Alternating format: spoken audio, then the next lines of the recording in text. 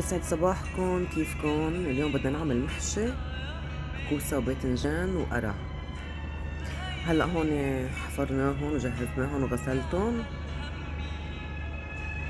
وهون نقعنا رز مصري نعمل فيه المحشي. وهيدي المي نحن بنحط الكوسة بمي ونعنع وثوم قبل ما نطبخها، قبل ما نحشيها حتى ننقعهم شوي عشان الكوسة شوي بتجي حلوة، هيك بتروح الحلاوة تاعيتها، بتصير طعمة المحشي أطيب. وهون القرعات كمان ننقعهم شوي لبين ما نحضر التتبيلة. وهون حطيت صوص وعدوم، حطيت عليهم فلفل أسود،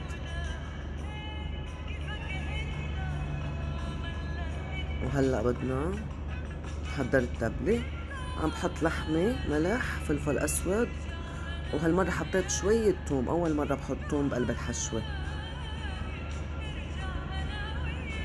وأنا هون غالي البندورة مشان نعصرها ناخد ميتها، بحط شوية مي بقلب التبلة.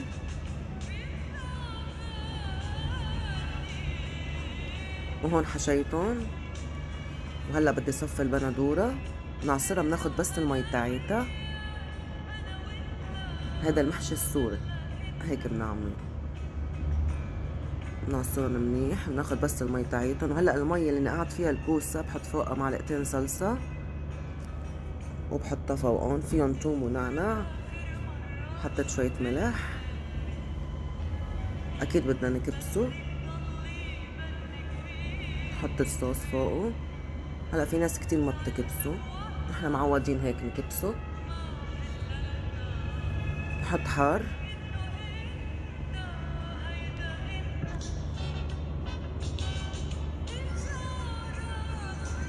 هلأ بنحطه على النار تقريبا ساعة وربع بيكون خالص. وهيك استوى، بسم الله شكله بشهي. حطيت شقفتين لي أنا، وهلأ خلص.